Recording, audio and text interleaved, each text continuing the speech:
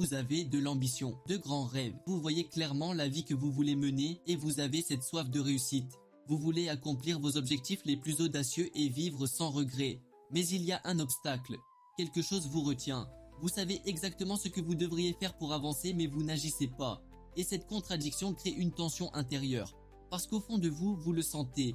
Vous avez le potentiel d'accomplir bien plus. Alors qu'est-ce qui vous freine vraiment? Pourquoi restez-vous figé alors que vous avez tout ce qu'il faut pour réussir? Aujourd'hui, on va creuser ces questions et révéler les clés pour enfin libérer votre véritable potentiel. Cette culpabilité ne disparaît pas. Elle grandit jour après jour, semaine après semaine, mois après mois, jusqu'à ce qu'elle se transforme en résignation. Vous finissez par accepter cette version de vous-même, même si au fond, elle ne vous satisfait pas. Puis arrive le début de la nouvelle année. Avec elle, le même lot de résolutions que l'année précédente. Vous commencez plein d'énergie, porté par une motivation intense et une pointe d'illusion. Mais avant même de vous en apercevoir, la procrastination refait surface et le cycle recommence.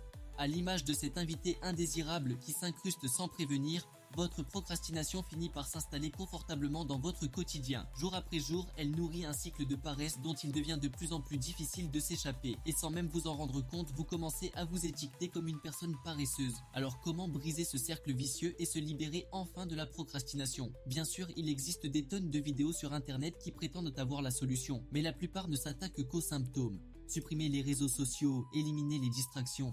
Mais est-ce vraiment suffisant? Bien sûr, ces solutions peuvent apporter un soulagement temporaire, mais elles ne traitent pas le véritable problème, la racine de la procrastination. Et cette racine, si on devait la résumer en un seul mot, ce serait l'inertie.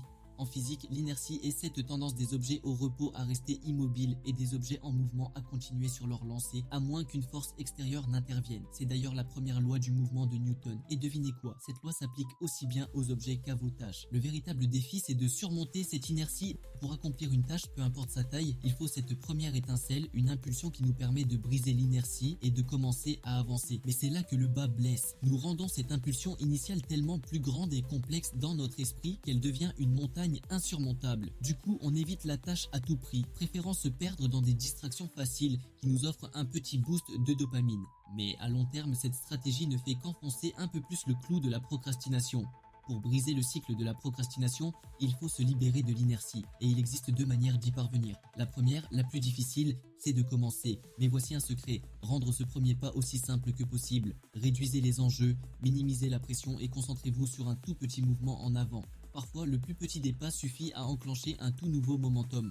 Par exemple, si vous vous dites « je dois m'asseoir et écrire mon essai de 5000 mots », l'inertie devient un obstacle énorme parce que les enjeux vous semblent insurmontables. Mais si vous reformulez en « je vais juste écrire 50 mots », vous réduisez considérablement la résistance.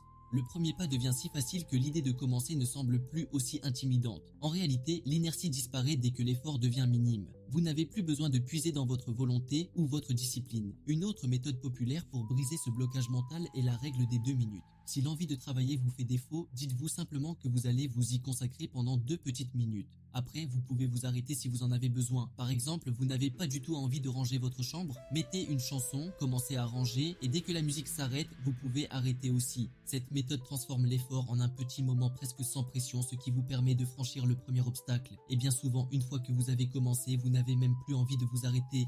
Ce qui est fascinant, c'est que vous finirez généralement par dépasser les 2 minutes ou écrire bien plus que 50 mots. Pourquoi? Parce que, comme les objets en mouvement, nous avons tendance à rester en mouvement. Une fois que vous avez pris ce premier pas, l'élan se crée et vous pousse à continuer. Ce petit démarrage devient un moteur et cet élan vous permet de prolonger l'effort sans y réfléchir. Au début, c'est comme pousser une balle en haut d'une colline. L'effort semble immense, mais une fois que vous avez franchi le point d'inertie, tout devient beaucoup plus facile et la balle commence à dévaler la pente. C'est pourquoi il est crucial que votre poussée initiale soit légère, presque sans effort. Réduisez les enjeux au minimum et commencez simplement par 2 petites minutes. Vous verrez, une fois lancé, le reste suivra naturellement. Ces 2 méthodes peuvent être appliquées à n'importe quel aspect de votre vie pour surmonter la procrastination. Que ce soit pour aller à la salle de sport, avancer sur votre projet parallèle, entretenir vos relations ou toute autre tâche qui vous semble accablante. Comme l'a dit Martin Luther King, vous n'avez pas besoin de voir l'ensemble de l'escalier. Il suffit de franchir la première marche et chaque pas qui suit deviendra plus facile à faire. Si la vidéo t'a plu, like et abonne-toi pour plus de vidéos comme celle-ci.